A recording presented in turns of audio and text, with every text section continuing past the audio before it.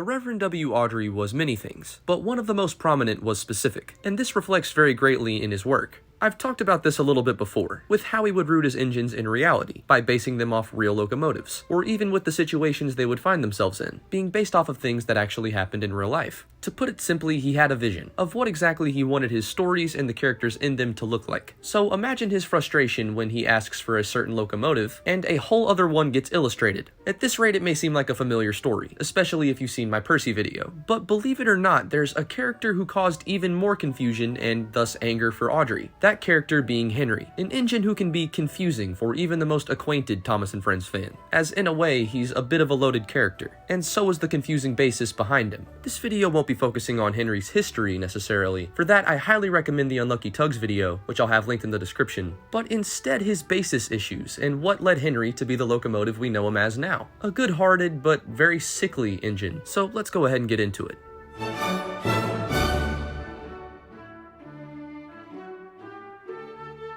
Henry is arguably the most mainstream Thomas character. Most people know about the engine who was bricked up in a tunnel. If you haven't got the memo already, that was Henry. But believe it or not, there is more to his character than he was scared of rain, and didn't want to get his paint messed up, and being a bit of a jerk. Henry's history as a whole is unusual. When the Fat Controller set out to buy Henry, he intended to buy a Robinson Atlantic of the Great Central Railway, but was swindled and instead received, well, Henry, who strangely was a mix of a GNR A1 Pacific and a GNR C1 Atlantic.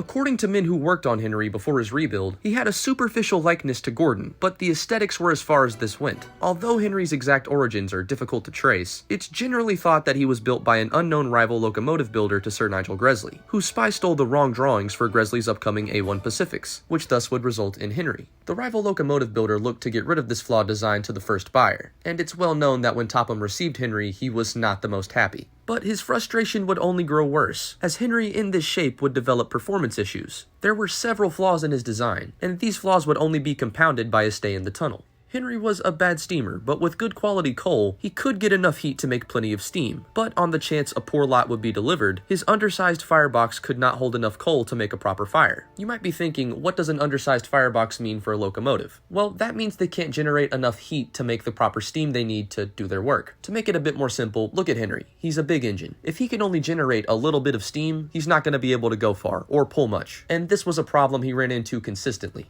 On advice from Henry's firemen, the Fat Controller ordered high-grade Welsh coal, and this would make a severe difference in Henry's performance, to a point to where he even rivaled Gordon, and for a while this did the trick. However, during the winter of 1935, Henry would suffer a severe accident, which unfortunately saw him pretty well damaged. The Fat Controller, however, saw this as an opportunity, and following such, he was taken to Crewe, where Henry would be completely rebuilt into a London, Midland, and Scottish Railway Stanier 5MT Black 5. And after the 8 famous engines, his Stanier tender would be replaced with a standard Fowler tender. Now, this can be a bit confusing. So Henry started off as a flawed Pacific and then was rebuilt into a Black 5. That doesn't make a lot of sense, right? But in the terms of the story, with Henry being made from stolen plans and being an unreliable shy steamer, this all more or less was written in for another reason. And for this, we're gonna have to go back to how technical Awdry was. When Awdry set out to get the Railway Series illustrated, none of the people who illustrated it got Henry right. Originally, Awdry would illustrate Henry as a 442 Atlantic. However, William Middleton would change this and illustrate him as a 462 Pacific, similar to Gordon. When Reginald Payne was asked to illustrate the second book, he also would draw Henry far too similar to Gordon, even with rectangular buffers. His only defining feature was a copper chimney cab, and Awdry was especially unhappy with Reginald Dalby's illustrations, as he argued he looked almost identical to Gordon, more so when he was painted blue, in Tank Engine Thomas again. However, this all was also passed off.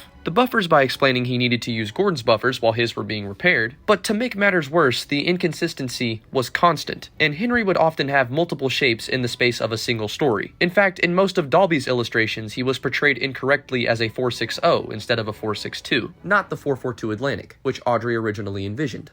This angered Awdry a lot, to a point of wanting to remove Henry as a whole. However, with proper time, he instead thought of what I just told you, how he was built from stolen designs. When Henry arrived to Sodor in 1922, the railway was facing a motive crisis, and the Fat Controller, out of desperation, had to keep him. When Henry would act vain and stop inside of Ballyhoo Tunnel, I'm sure the feelings of the Fat Controller reflect the feelings of Audrey pretty well. That of just being done with this character. However, with a little bit more thought and another chance, not only did Henry perform well and pull the express that Edward and Gordon couldn't, but very quickly became a fan favorite character, to a point to where Audrey couldn't remove Henry. There were children writing in asking to see more of him, as the Reverend had taken a step back from actually including Henry due to these problems. Like I said previously, he was actually considering getting rid of Henry as a complete and total whole. So instead he opted to figure it out, and so we're left with the story we have today. This isn't really touched on in the television series, so you'd completely and totally be forgiven for never even giving this a second thought. But hopefully this has given you a bit more insight into the biography of the Big Green Engine. It could even be argued that the story of Henry the Green Engine is what forced Audrey to stay consistent, as since then all of his locomotive characters would be based on real-life prototypes, such as Gordon, Edward, James, Thomas, and he would invent backstories for them, just like he was forced to do with Henry. Henry has always been a favorite character of mine, but a confusing one nonetheless. I'm not gonna lie, I'm still very much confused on how an engine can be one thing and then rebuilt into a completely other engine and keep its sentience and all of that, but I'm not even going to touch that in this video with a 100-foot pole. If you guys are interested in that theory, I highly recommend the Tail Lamp Studios video, which details the 2 Henry theory much better than I could, so if you guys are interested, I'll have that linked in the description as well, and hopefully you guys enjoyed this strange but hopefully fun video. If you guys did, be sure to like and subscribe for even more train content. There's some pretty big model reveals that I'll likely show off here soon, so keep your eye out for those. And as always, thank you guys again for watching, and I'll see you guys in the next one.